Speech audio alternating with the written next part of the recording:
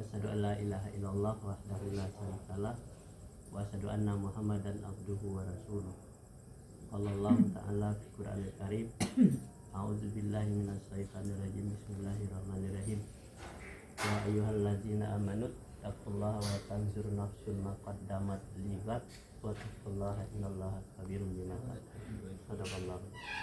Syukur alhamdulillah kita aturkan kehadirat Allah Subhanahu wa taala. Sesudah maghrib kita dipertemukan oleh Allah secara bersama-sama adalah dalam rangka mengingat 45 tahun yang lalu ya. Kita masih muda. Ya, sekarang udah jadi nenek dan sudah hidup tapi dengan anak cucu ya. Jadi Allah sayang sama kita sebenarnya. Jadi oleh sebab itu kita pelihara, kita jaga kesehatan kita jaga iman kita, kekuatan kita. Karena Allah itu suka kepada orang yang selalu baik. Nah, jadi apa persiapan kita untuk menghadapi gerbang keabadian? Yaitu kita pasti mati, setiap manusia itu pasti mati. Salah satu di antaranya kata Nabi di dalam surat yang Al-Hasad ayat 89 tadi, ya ayyuhalladzina amanu taqullaha wa tanzur nafsun ma qaddamat lighad. Hai orang-orang yang beriman, bertakwalah kamu kepada Allah. Hendaklah engkau perhatikan apa yang telah engkau lakukan untuk hari esok akhirat. Jadi apakah kita akan diam setelah kita sadar, setelah kita pensiun kita akan diam?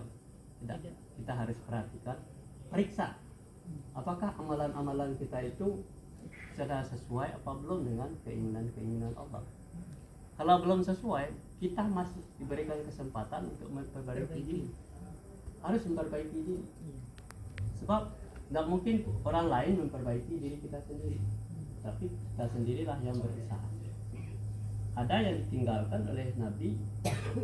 Mudah-mudahan kamu tidak akan tersesat selama-lamanya, yaitu kitabullah dan sunnah Rasul.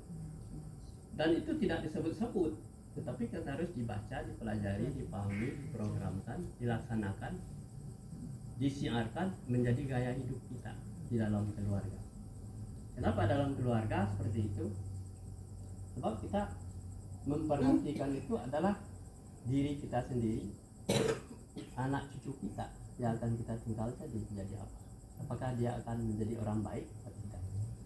Jadi memperhatikan itu adalah apakah bacaan salat kita itu sudah benar atau belum? Apakah sudah sesuai dengan keinginan Allah? Apakah salat kita itu mungkin barangkali yang kita lakukan itu yang dipelajari waktu SD saja, sudah itu tidak diperbaiki lagi. Tapi makin lama makin banyak kita pelajari ayat-ayat Allah, itu Allah akan mengumpulkan di dada kita. Dia akan mengajarkan kepada kita, membuat kita pandai membacanya. Nah, itu di surat 75 ayat 16 sampai ayat 19.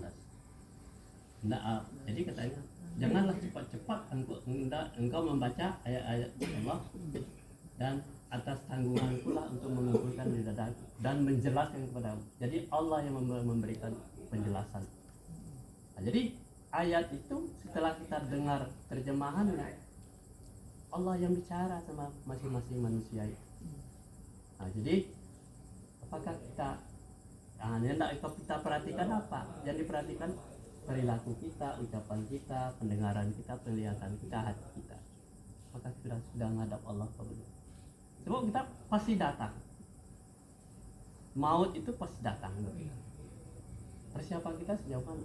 Nah, itu yang makanya kita mengingatkan dan menyampaikan kepada sahabat-sahabat kita, saudara-saudara kita, anak cucu kita. Kalau kita sudah mengingatkan, menyampaikan, berarti kita sudah pewaris Nabi, ya kan? Nabi itulah yang kita wariskan, yang diwariskan kepada kita. Berpegang teguhlah kepada dua pusaka yang mudah-mudahan kamu tidak akan tersesat selama-lamanya, itu kitabullah dan sunnah. Dan itu tidak disebut-sebut, tidak hafal-hafal. Jadi kita harus dibaca, dipelajari secara pelan-pelan, kita pelajari. Masing-masing orang akan diminta pertanggungjawaban. Jadi kita tidak cukup berimam-imam saja, tetapi kita masing-masing akan mempersiapkan diri. Kita mati waktunya beda-beda, ya kan? Kita akan bertanggung jawab terhadap apa yang kita lakukan. Nah ini sebagai apa awalan dari apa kajian kita.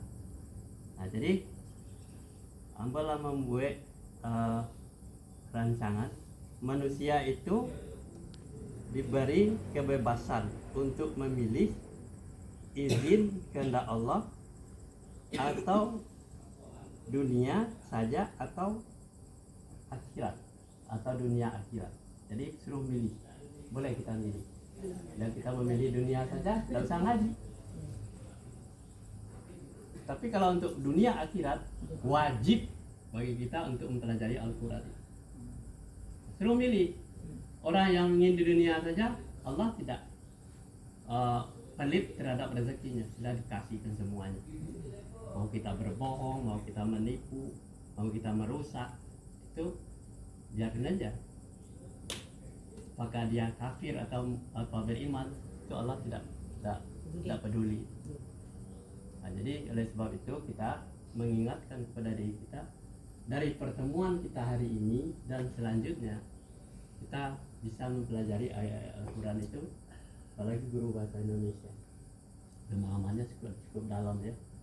Nanti kita bisa berdiskusi, berdialog tentang materi yang diberikan itu tadi tuh. Kalau manusia itu boleh memilih atau dunia saja atau akhirat saja, atau dunia saja atau dunia akhirat. Ada dua pilihan. Dua-duanya.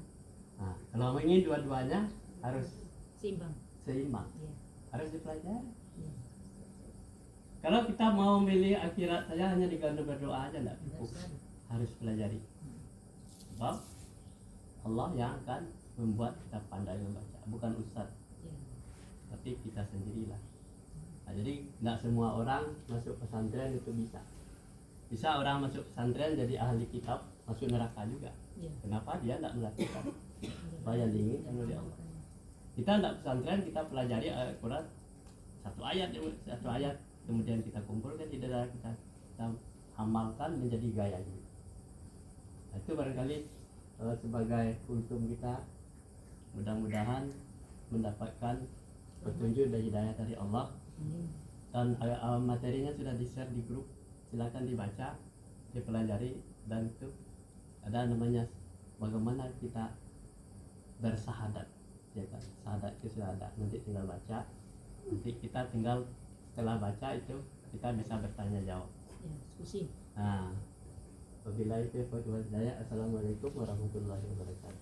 Waalaikumsalam warahmatullahi wabarakatuh. Ya. Terima kasih Pak Ustadz atas pencerahan. Mudah-mudahan dengan pencerahan tadi menambah pemahaman kita, sama kita dalam kehidupan sehari-hari. Dan Ustadz memang kita waktu ya 7 menit tadi minta ya, pakai 8 menit. Jadi saya kira itu kawan-kawan, sesudah ini kita mungkin kalau ada nasi kita makan, kemudian setelah itu nanti sesudah sholat biasa lagi sini, jadi tikar dibiarkan sini, nanti kita sholat isya lagi berdua. Nah, Kalau ada kultum lagi silakan, kalau enggak apa juga. materi sudah ada di grup, tinggal buka, baca.